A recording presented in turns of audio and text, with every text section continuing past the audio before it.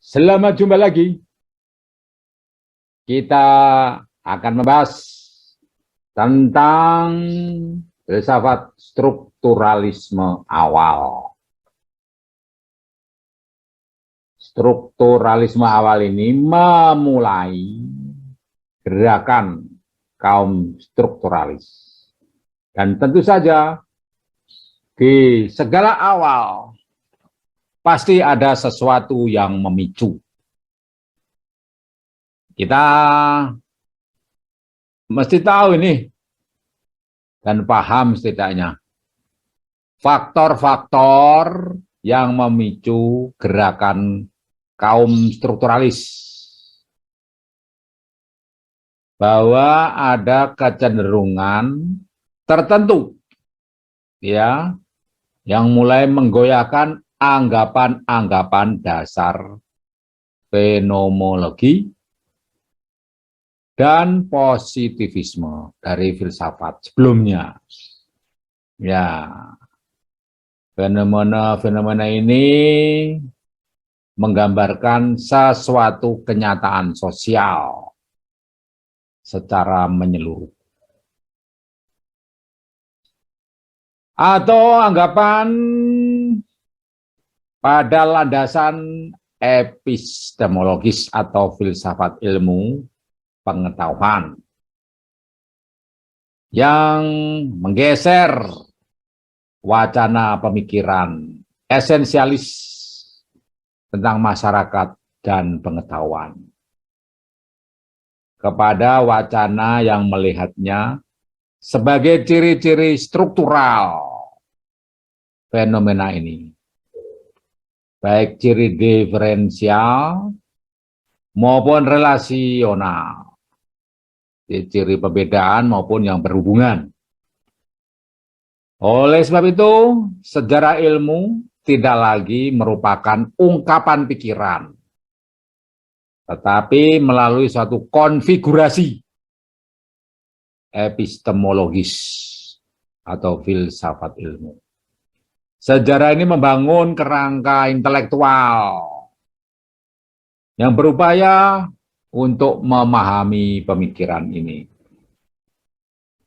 Perubahan pengalaman masa kini dari satu masyarakat atau individu bisa mengubah makna masa lalu.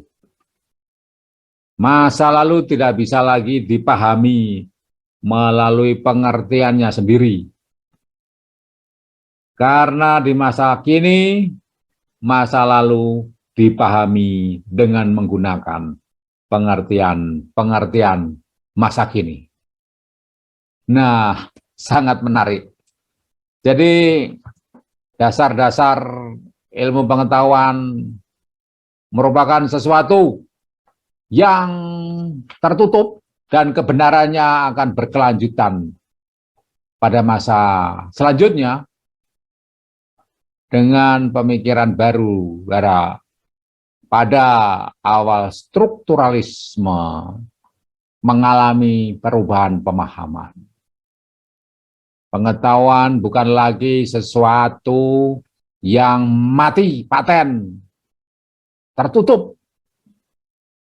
Dan masa kini adalah kelanjutan dari masa lalu, dari pengetahuan juga.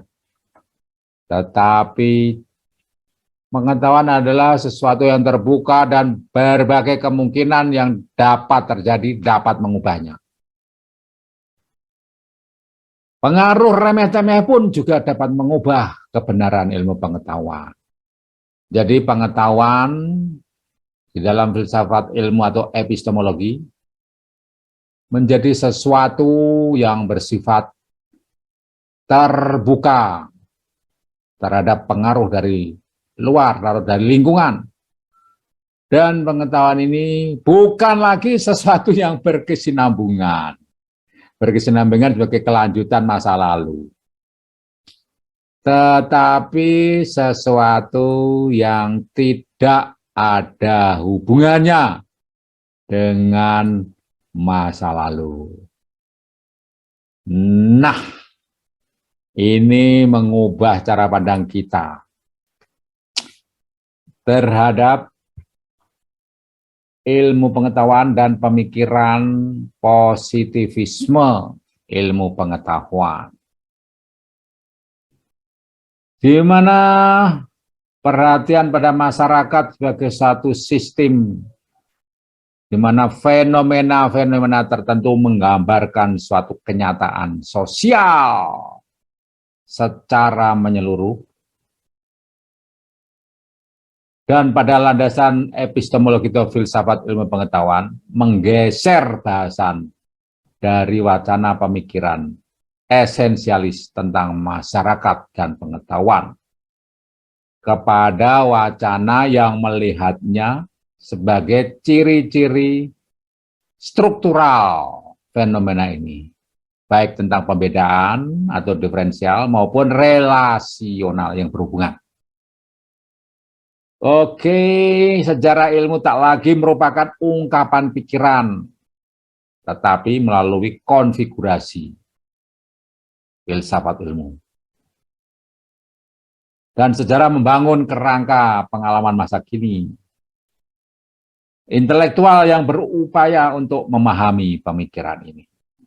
Pengalaman masa kini, masyarakat maupun individu mengubah makna masa lalu. Jadi hubungan antara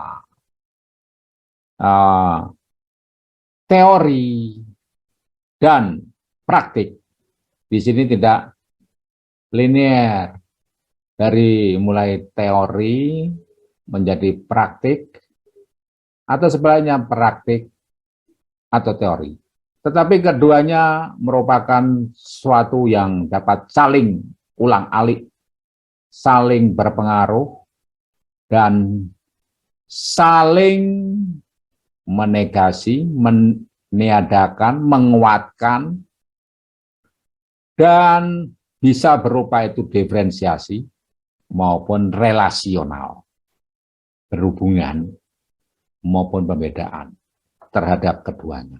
Jadi dua-duanya tidak paten di dalam suatu langkah yang mati, seperti huruf Latin, bahasa Latin yang sekarang sudah menjadi bahasa ilmu pengetahuan yang baku dan mati. Maka pemikiran-pemikiran positivisme itu membuat segala sesuatu yang zaman dulu ya seperti itu, maka selanjutnya akan begitu seterusnya. Sehingga untuk memastikan ilmu pengetahuan itu sesuatu hal yang pasti, terutama dalam ilmu alam, itu memakai istilah-istilah bahasa Latin. Misalnya nama hewan, ada spesies dan genusnya. Atau misalnya Homo sapiens, genusnya Homo, sapiens merupakan spesiesnya. Bos Taurus, bos genus, Taurus spesiesnya. Nah, nama ini paten di mana-mana secara ilmu pengetahuan, alam, biologi. Dan ini berpengaruh dalam pola-pola selanjutnya bahwa bila mana suatu ilmu dengan teori biologi itu akan terus begitu selamanya. Tetapi ternyata tidak demikian, bahkan para peneliti ilmu pengetahuan alam biologi dengan pemikiran strukturalis membuatnya hal yang kecil pun pada masa sebelumnya itu seolah-olah tidak bakal berpengaruh kepadanya.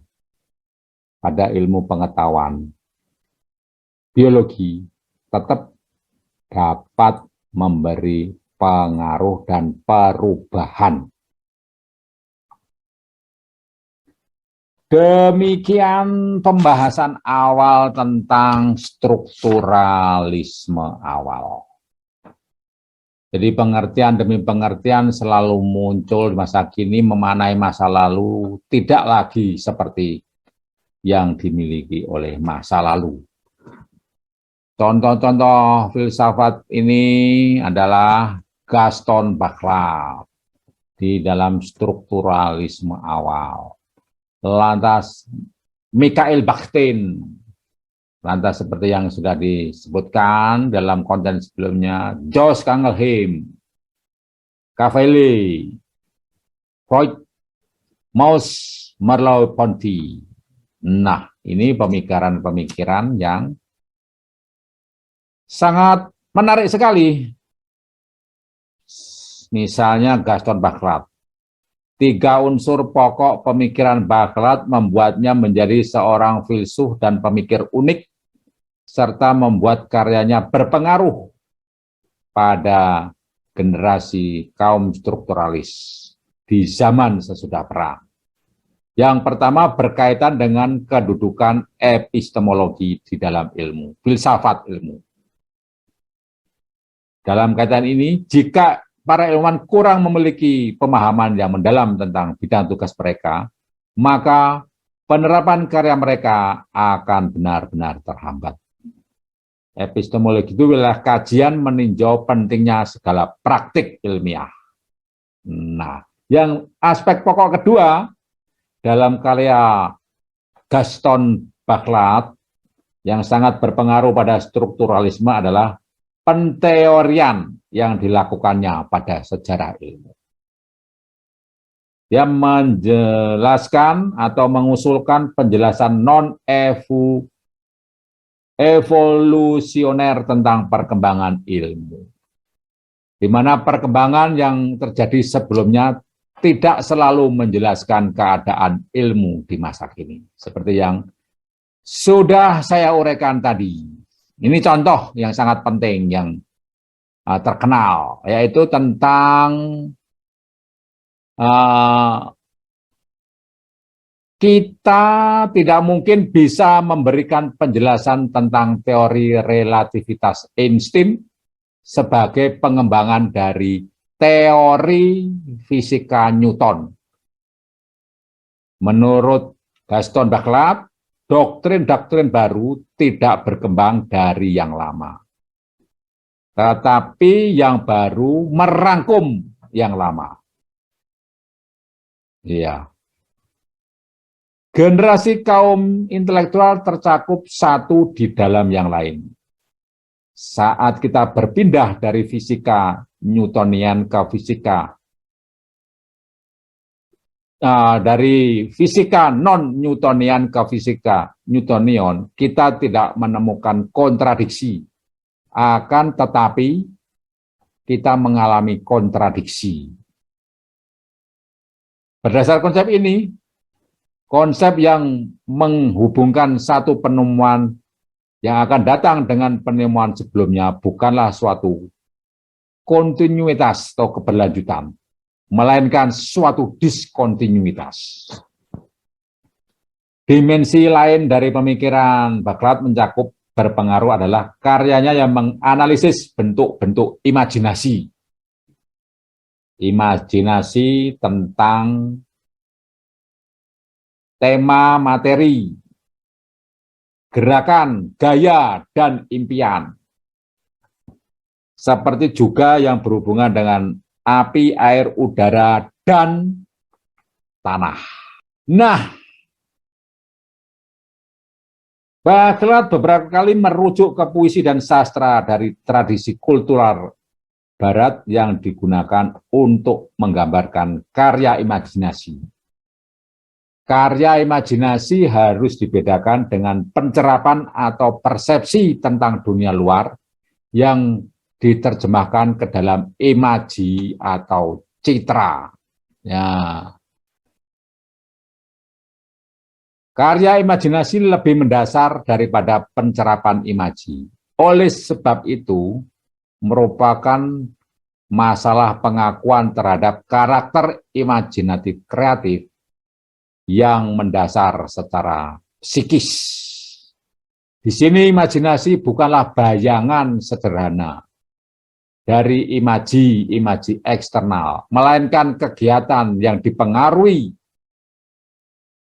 oleh atau tunduk pada kehendak individu. Nah, kira-kira penggambarannya seperti itu. Kita bisa melanjutkan dalam pembahasan berikutnya. Di sini ternyata yang kita dapati sangat penting.